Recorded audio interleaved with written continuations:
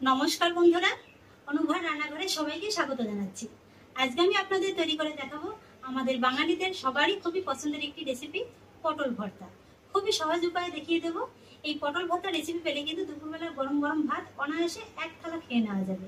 আসুন তাহলে দেখে নিন বন্ধুরা আমার আজকের এই রেসিপিটি। বন্ধুরা আজকের এই রেসিপিটির জন্য এখানে আমি 500 গ্রাম পটল নিয়েছি আর পটলটাকে কিন্তু আমি গোটা অবস্থাতেই খুব ভালোভাবে ধুয়ে পরিষ্কার করে নিয়েছি। এবার আমি পটলটাকে একটু কেটে নেব, তবে পটলের কিন্তু খোসাটাকে খুব বেশি ফেলে দেব না, এইভাবে একটু আঁচড়ে নিলেই কিন্তু হয়ে যাবে। এই যে উপরের যে পাতলা আস্তরণটা আছে এটাকে একটু সামান্য ফেলে দিলেই কিন্তু হয়ে যাবে। আর তারপরে এই পটলটাকে এইভাবে একটু ছোট টুকরো করে কেটে নিতে হবে।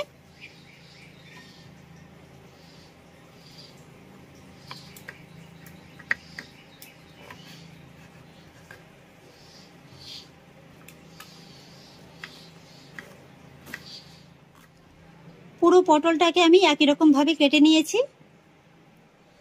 আর এবার গ্যাসে একটি কড়াই বসিয়ে দিয়েছি। কড়াইতে দিয়ে দেবো সামান্য একটু জল। এখানে জলটা খুব বেশি দেওয়ার প্রয়োজন নেই।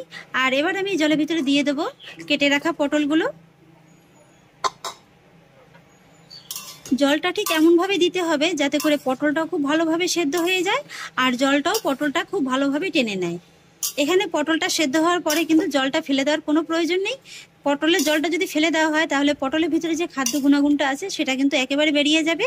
তাই এইভাবে কিন্তু অল্প একটু জল দিয়ে পটলটাকে বারে বারে ঢাকা চাপা দিয়ে দিয়ে খুব ভালোভাবে সেদ্ধ করে নিতে হবে। ঢাকাটাকে একবার তুলে নিচ্ছি। একবার ভালোভাবে পটলটাকে জলের সঙ্গে মিশিয়ে নেব। আর এইভাবেই কিন্তু মোটামুটি 3 থেকে 4 বারের মতো ঢাকাটাকে তুলে তুলে নেড়েচেড়ে পটলটাকে সেদ্ধ করে নিতে হবে। এবার আবার ঢাকাটাকে তুলে নিচ্ছি। পটলটাকে কিন্তু আমি খুব সুন্দর করে সেদ্ধ করে নিয়েছি, এই যে দেখুন। আর এর ভিতরে কিন্তু কোনো এক্সট্রা জলও নেই। আর এবার আমি গ্যাসের ফ্লেমটাকে অফ করে দেব। আর তারপর এই পটলটাকে কড়াইতে রেখে খুব ভালোভাবে একটু ঠান্ডা করে নেব। আর তারপর পটলটা যখন খুব ভালোভাবে ঠান্ডা হয়ে যাবে তখন আমি মিক্সির ভিতরে দিয়ে পটলটাকে খুব ভালোভাবে পেস্ট করে নেব। আমি যেহেতু ছোট জারটা নিয়েছি তাই কিন্তু 2 বারে পটলটাকে পেস্ট করে নেব। পটলটাকে আমি খুব সুন্দর করে পেস্ট করে নিয়েছি। আর একটা কথা বন্ধুরা, এই পটলটা পেস্ট করার সময় কিন্তু কোনো রকমের কোনো জলের ব্যবহার করবেন না। আর এবার আমি গ্যাসে ওই একই কড়াই আবারও বসিয়ে দিয়েছি। কড়াইতে দিয়ে দেবো 2 টেবিল চামচ সরিষার তেল। এই রান্নাটা কিন্তু বন্ধুরা সরিষার তেলেই ভালো লাগে। তারপর তেলটা যখন ভালোভাবে গরম হয়ে যাবে তখনই আমি এর ভিতরে ফোড়নে অ্যাড করব 1/2 চা চামচ কালো জিরে, সেই সঙ্গে অ্যাড করব 4 থেকে 5টির মতো শুকনো লঙ্কা। এবার আমি এই ফোড়নগুলোকে একটু ভালো করে ভেজে নেব। ফোড়নগুলো এইভাবে যখনই খুব সুন্দর করে ভাজা হয়ে যাবে তখন আমি এই লঙ্কা থেকে 2-3টে লঙ্কা এইভাবে একটু তুলে নেব। আর বাকি লঙ্কাগুলোকে এইভাবে একটু খুন্তির সাহায্যে কেটে দেব। আর তারপরে এই একই তেলের ভিতরে দিয়ে দেবো আমি 10 থেকে 12 কোয়ার মতো রসুন। রসুনগুলোকে আমি এইভাবে একটু থেতো করে নিয়েছি। রসুনটাকে তেলের সঙ্গে হালকা করে একটু ভেজে নেব।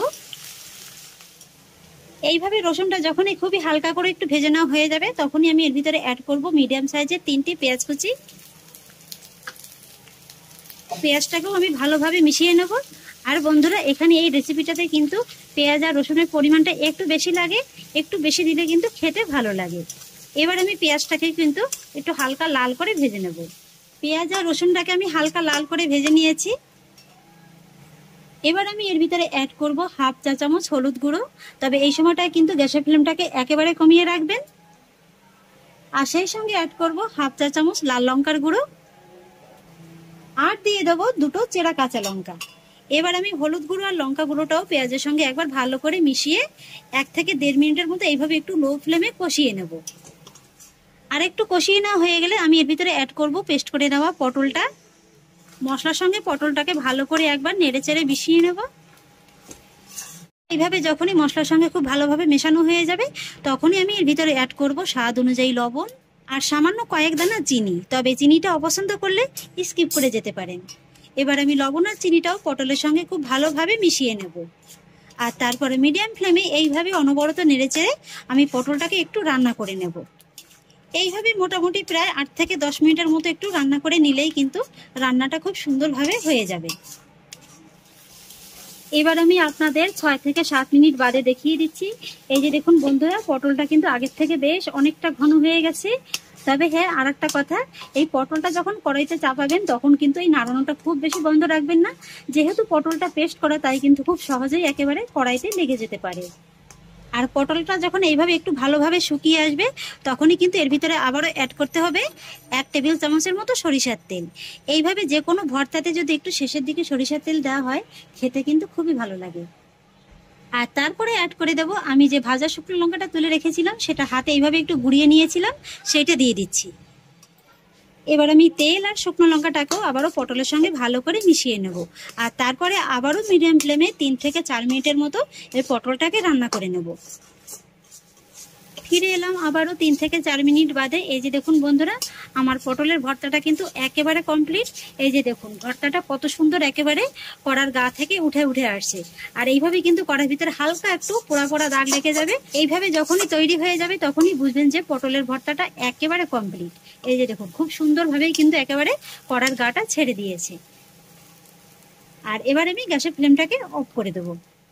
এই যে বন্ধুরা, পটলের ভর্তাটি আমি একটি প্লেটে নামিয়ে নিয়েছি। আর এখন দেখুন দেখতে কতটা লোভনীয় লাগছে।